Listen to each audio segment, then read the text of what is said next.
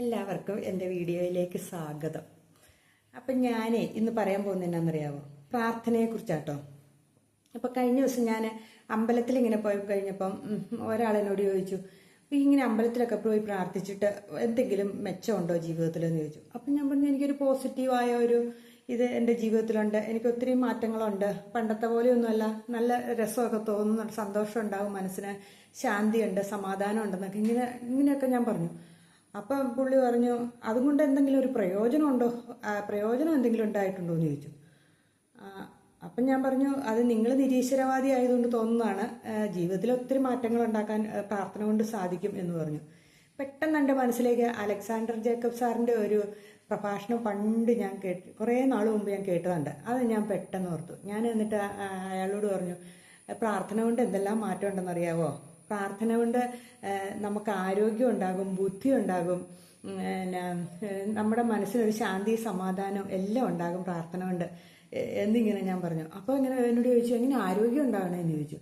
ഞാൻ പറഞ്ഞു, നമ്മൾ ശബരിമലയ്ക്ക് 41 ദിവസം വ്രതം എടുത്തു പോകുന്നു, മലയാറ്റൂർ മല കയറാൻ പോകുന്നു, ഹജ്ജിന് പോകുന്നു. ഇങ്ങനെയൊക്കെ ചെയ്യുമ്പോൾ നമ്മുടെ മനസ്സിൽ ഒരു എക്സസൈസും കൂടെയാണ് ചെയ്യണത്. പിന്നെ നിസ്കരിക്കുമ്പോൾ അതേപോലെ മുസ്ലിങ്ങളുടെ നിസ്കാരം, ക്രിസ്ത്യൻസിൻ്റെ കുർബാനയുടെ സമയത്ത് എഴുന്നേക്കോ ഇരിക്കുകയോ അവരെ മുട്ടുകുത്തോ ഒക്കെ ചെയ്യുന്നില്ലേ അത്.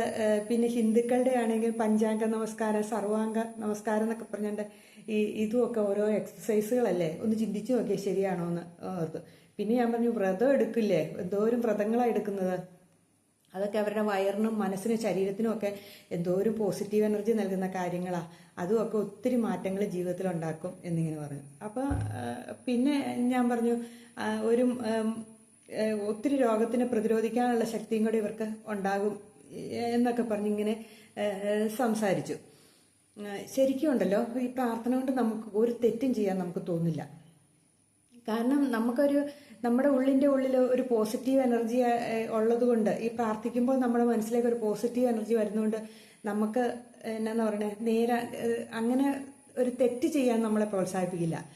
അപ്പോൾ പെട്ടെന്ന് ഈ ക്രിസ്ത്യൻസിൻ്റെ കുമ്പസാരം, നമ്മുടെ തെറ്റുകൾ, ഒരു മനുഷ്യന് തെറ്റ് ചെയ്തിട്ടുണ്ടെങ്കിൽ അതിങ്ങനെ കുറേ നാൾ അയാളുടെ മനസ്സിലിരുന്നിട്ട് അയാൾ ശരിക്കും ഒരു മാനസികരോഗിയായി തീരും അല്ലേ.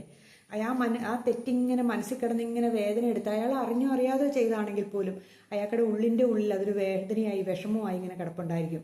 അത് പക്ഷേ നമ്മളിങ്ങനെ ഒരാളോട് പറഞ്ഞു കഴിയുമ്പം, അത് നമ്മൾ മനസ്സിൽ ദൈവത്തോടാ പറയുന്നേ എന്നൊരു ചിന്തയോടുകൂടി പറയുമ്പോൾ നമ്മുടെ മനസ്സിൽ നിന്ന് ആ വേദന അങ്ങ് മാറും. അപ്പോൾ കുമ്പസാരം എന്ന് പറയുന്നത് എന്ത് നല്ലൊരു മരുന്നാണ് മനസ്സിനെ ശുദ്ധിയാക്കാനുള്ള.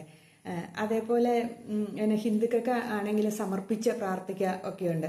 ഏതെങ്കിലും വേദനകൾ അല്ലെങ്കിൽ വിഷമങ്ങളോ ഒക്കെ സമർപ്പിച്ച് പ്രാർത്ഥിക്കുമ്പോഴും അവരുടെ മനസ്സിനും ഒരു ശാന്തി ഉണ്ടാവുന്നുണ്ടല്ലേ പ്രാർത്ഥിക്കുന്ന സമയത്ത്.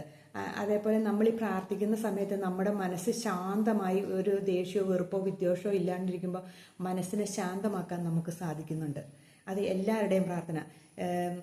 മുസ്ലിംസിൻ്റെ പ്രാർത്ഥനയാണെങ്കിലും അവർ ആ വ്രതവും നൊയമ്പെടുത്ത് അവരത്രയും ദിവസം നൊയമ്പെടുത്തൊക്കെ പ്രാർത്ഥിക്കുമ്പോൾ അവരിലും ഒരു പോസിറ്റീവായിട്ടുള്ള ഒരു ഇതല്ലേ ഉണ്ടാകുന്നത്. 5 നേരം നിസ്കാരമൊക്കെ എപ്പോഴും ഒരു എന്നാ പറയുക, ഒരു പോസിറ്റീവ് മൈൻഡ് അവരുടെ ഉള്ളിലും ഉണ്ടാകാൻ സാധിക്കുന്നുണ്ട്. അപ്പോൾ പ്രാർത്ഥന കൊണ്ട് നമ്മുടെ ജീവിതത്തിൽ എന്ത് മാറ്റങ്ങളാണ് വരുത്തുന്നത് അല്ലേ. അത് ശാസ്ത്രീയമായിട്ടുള്ള മാറ്റങ്ങൾ എന്തോരമാണ് വരുത്തുന്നത്. അതല്ലാതെ എന്തോരും നമ്മുടെ എന്നാ പറയണേ, നമ്മുടെ എന്തോ ഒരു ചൈതന്യം നമ്മുടെ ഉള്ളിലേക്ക് ഉണ്ടാകുന്നതായിട്ട് നമുക്ക് ശരിക്കും ഫീൽ ചെയ്യാൻ സാധിക്കും. അല്ലാണ്ട് ഒന്നും ഇല്ല എന്ന് പറഞ്ഞാൽ ഒഴിവാക്കാൻ പറ്റില്ല. ഇങ്ങനെയുള്ള പോസിറ്റീവ് ആയിരിക്കാം നമ്മളെ ജീവിതത്തിൽ നമുക്ക് മാറ്റങ്ങൾ. പോസിറ്റീവായിട്ട് ചിന്തകളുമാണ് നമുക്ക് നടക്കും എന്നുള്ള ചിന്തകളും ഒക്കെ ആയിരിക്കാം നമുക്ക് ഓരോ കാര്യങ്ങളൊക്കെ നടന്നു കഴിയുമ്പോൾ നമുക്കൊരു ദൈവം സാധിച്ചു തന്നു എന്ന് നമ്മൾ ചിന്തിക്കുന്നത്. എന്തായാലും എന്തോ ഒരു അദൃശ്യമായ ഒരു ശക്തി ഉണ്ട് എന്നുള്ളത് സത്യമായല്ലേ. അപ്പം നമ്മൾ എപ്പോഴും അതേപോലെ തന്നെയാണ്, നമുക്ക് എന്തെങ്കിലും ഒരു മാനസിക വിഷമോ അല്ലെങ്കിൽ എന്തെങ്കിലും ഉണ്ടാകുമ്പോൾ നമ്മൾ ഒരു നിമിഷം കണ്ണടച്ചിരിക്കുമ്പോഴത്തേനും നമുക്ക് അതിൽ നിന്ന് ഒരു മോചനം കിട്ടുമ്പോഴും നമുക്കൊരു പോസിറ്റീവായ ഒരു അനുഭവമല്ല അനുഭവപ്പെടുന്നത്. പിന്നെ പ്രാർത്ഥിക്കാൻ പ്രായം, ഈ ഒരു 10 വയസ്സ് കഴിഞ്ഞ പിള്ളേരോടൊന്നും പ്രാർത്ഥിക്കാൻ പറഞ്ഞ പിള്ളേർക്ക് മനസ്സിലാവാത്തതിൻ്റെ കാരണം എന്താണെന്നറിയാമോ? നമ്മൾ കുഞ്ഞുനാൾ തൊട്ട് ഒരു 4 വയസ്സ് ആകുന്നതിന് മുമ്പ് തൊട്ട് നമ്മൾ മക്കളെ മടിയിലിരുത്തി പ്രാർത്ഥിക്കുകയൊക്കെ ചെയ്യുകയാണെങ്കിൽ ആ കുഞ്ഞുങ്ങളുടെ മനസ്സിൽ പ്രായമാകുമ്പോഴും പ്രാർത്ഥിക്കാനുള്ള ഒരു മനസ്സുണ്ടായി വരും. അല്ലാതെ നമ്മൾ അന്നൊന്നും നമ്മൾ അനങ്ങാതിരിക്കും. അത് കഴിയുമ്പോൾ പ്രായമായി കഴിയുമ്പോൾ പിള്ളേർ പ്രാർത്ഥനയില്ല, എന്ത് ചെയ്താലും അവർക്കൊരു പേടിയില്ല, ഭയവും ഇല്ലാണ്ടാവും. ഈ ഇങ്ങനെ പ്രാർത്ഥിക്കുന്ന അല്ലെങ്കിൽ ദൈവവിശ്വാസമുള്ള കുടുംബത്തിലെ മക്കളൊന്നും ഒരു തെറ്റും ചെയ്യാൻ അവരുടെ മനസ്സിൽ തോന്നില്ല. അവർ ഒരു ആവശ്യമില്ലാത്ത ഒരു കാര്യത്തിലേക്ക് പോകാൻ അവർക്കൊരു പെട്ടെന്നൊരു ഭയം അവരുടെ ഉള്ളിലുണ്ടാകും. ഈ നമ്മൾ കണ്ടിട്ടില്ലേ, ക്രിസ്ത്യൻസൊക്കെ സൺഡേ ക്ലാസ്സിൽ പോകുന്നതും അവർ പ്രാർത്ഥനയെ കുർബാനയെ പങ്കെടുക്കുന്നു ഒക്കെ അവരാ ഒരു കുടുംബപരമായിട്ട് അവരിങ്ങനെ പോയിക്കൊണ്ടിരിക്കുക. ആ സമയത്ത് ഹിന്ദുക്കൾക്ക് അങ്ങനെയൊന്നുമില്ല കേട്ടോ. വല്ലപ്പോഴും പോയാലായി, പോയില്ലേലായി, വീട്ടിലിരുന്ന് നിലവിളക്ക് വെച്ചെങ്കിലായി, വെച്ചില്ലേലായി, അങ്ങനെയല്ലേ. പക്ഷേ ഇങ്ങനെ സ്ഥിരമായിട്ട് ഇതെല്ലാം ഇങ്ങനെ കൃത്യമായിട്ട് സിസ്റ്റമാറ്റിക്കായിട്ട് പോകുന്ന കുടുംബങ്ങളിൽ ഒരു തെറ്റിലേക്കും മക്കൾ പോവില്ല, ഉറപ്പായ കാര്യമാണ്. അവർക്ക് അങ്ങനെയൊക്കെ ചെയ്യുമ്പോഴത്തേനും അവരുടെ ഉള്ളിലൊരു ഭയം വരുവാണ്, അങ്ങനെയൊക്കെ ചെയ്താൽ ദൈവം കോപിക്കും എന്ന്. ദൈവം കോപിക്കോ കോപിക്കില്ലായോ അതൊക്കെ വേറെ രണ്ടാമത്തെ വശമാണ്. പക്ഷേ എന്തോ ഒരു മാനസികമായ ഒരു സപ്പോർട്ട് നമുക്ക് ലഭിക്കും. എപ്പോഴും നമ്മളെ ഒരു പ്രൊട്ടക്റ്റ് ചെയ്യണമായിട്ട് തോന്നും. നമുക്ക് അങ്ങനെ ചെയ്യരുത്, നമ്മുടെ ഉള്ളിലിരുന്ന് അങ്ങനെ ചെയ്യരുത് എന്നൊരു തോന്നൽ നമ്മുടെ ഉള്ളിലുണ്ടാകും. അത് ഉറപ്പായ കാര്യമാണ്. അതാണ് പ്രാർത്ഥന കൊണ്ടുള്ള ഒരു ഗുണം. പിന്നെ എന്നാ, പ്രാർത്ഥിക്കുന്നവർക്ക് ഒരു വഴക്കോ അല്ലെങ്കിൽ ഒരു തമ്മിത്തല്ലോ ഒരു കുടുംബജീവിതത്തിൽ ഒരു പ്രശ്നങ്ങളോ ഉണ്ടാവാതെ അവർ പെട്ടെന്ന് അതിലേക്ക് ഡൈവേർട്ട് ചെയ്തിട്ട് നമുക്ക് അവരെ പ്രാർത്ഥനയിലേക്ക് മാറും. പെട്ടെന്ന് ഒരു വഴക്കുണ്ടാകുമ്പോൾ അവർ കുറച്ചു നേരം കഴിയുമ്പോൾ അവരത് മാറിയിട്ട് അവർ പോയി ദൈവമേ വഴക്കൊന്നും തീർക്കണേ അല്ലെങ്കിൽ പ്രശ്നങ്ങൾ ഉണ്ടാവരുത് എന്നിങ്ങനെ പ്രാർത്ഥിക്കും. അപ്പം അവിടെ ഒരു ശാന്തിയും സമാധാനവും എന്തോ അവരുടെ ഉള്ളിൽ ആ മാറിയിരിക്കുമ്പോഴത്തേനും അവരുടെ മനസ്സങ്ങ് ശാന്തമാകും. നമ്മൾ പറയില്ല, ഒരു പ്രശ്നം ഉണ്ടാകുന്നിടത്ത് നിന്ന് ഒരു 5 മിനിറ്റ് നേരം മാറിയിരുന്ന് കഴിയുമ്പോൾ നമ്മുടെ മനസ്സ് ശാന്തമാകും, നമ്മൾ കേട്ടിട്ടില്ലേ? അതേ ഒരവസ്ഥയാണ് നമ്മൾ പ്രാർത്ഥിക്കാൻ പോയിരിക്കുമ്പോൾ. പിന്നെ നമ്മുടെ മനസ്സിലുള്ള എന്ത് വേണേലും നമുക്ക് ഭഗവാനോടോ അല്ലെങ്കിൽ ദേവിയോടോ എന്താ അള്ളാഹുവിനോടോ അല്ലെങ്കിൽ ഈശോപ്പനോടോ എന്താന്ന് വെച്ചാൽ നമുക്ക് നമ്മുടെ ഉള്ളിലുള്ള കാര്യങ്ങൾ നമുക്ക് തുറന്നങ്ങ് പറയുമ്പോൾ നമ്മുടെ പ്രശ്നങ്ങൾക്ക് ഒത്തിരി പരിഹാരം ഉണ്ടാകും. ഇതാണ് പ്രാർത്ഥന കൊണ്ടുള്ള ഗുണം. അല്ലാണ്ട് പ്രാർത്ഥനയ്ക്ക് എന്ത് പ്രയോജനം എന്ന് ചോദിച്ചിട്ടുണ്ടെങ്കിൽ ഇതൊക്കെ തന്നെയാണ്. നമ്മളെ മെൻ്റലി നമ്മൾ ഭയങ്കര സപ്പോർട്ടാണ് ചെയ്യുന്നത് പ്രാർത്ഥന കൊണ്ട്. നമ്മുടെ ബ്ലഡിൻ്റെ BP കുറയാൻ സഹായിക്കും. അതേപോലെ തലച്ചോറിന് ചിന്തിക്കാനുള്ള കഴിവ് തരും. അതേപോലെ ഇങ്ങനെ മെഡിറ്റേഷനൊക്കെ ചെയ്യുമ്പോഴും നമ്മൾ വേറൊരു ലോകത്തിലിരിക്കുന്ന പോലെ നമുക്ക് തോന്നാൻ കാരണം എന്തോ ഒരു അദൃശ്യ ശക്തിയുണ്ട്. പ്രപഞ്ചം എന്ന് പറയുന്നതാകാം, ചിലപ്പോൾ ഈശ്വരൻ, ദൈവം, അള്ളാഹു, ഈശോപ്പ എന്ന് പറയുന്നതൊക്കെ ആകാം. പക്ഷെ എന്തോ ഒരു മാറ്റം നമ്മുടെ ജീവിതത്തിൽ ഉണ്ടാക്കുന്നുണ്ട്. അപ്പം പ്രാർത്ഥനയ്ക്ക് ഫലമില്ല എന്ന് പറഞ്ഞിട്ട് കാര്യമില്ല. പ്രാർത്ഥന കൊണ്ട് നമ്മുടെ ആരോഗ്യത്തിന് മലയാറ്റൂർ മലയോ അല്ലെ ശബരിമലയോ ഒന്ന് കയറണോ നിങ്ങളൊന്നോ ചിന്തിച്ചു നോക്കിക്കേ. എന്തൊരു വലിയ എക്സസൈസാണ് നമ്മൾ ചെയ്യുന്നത്.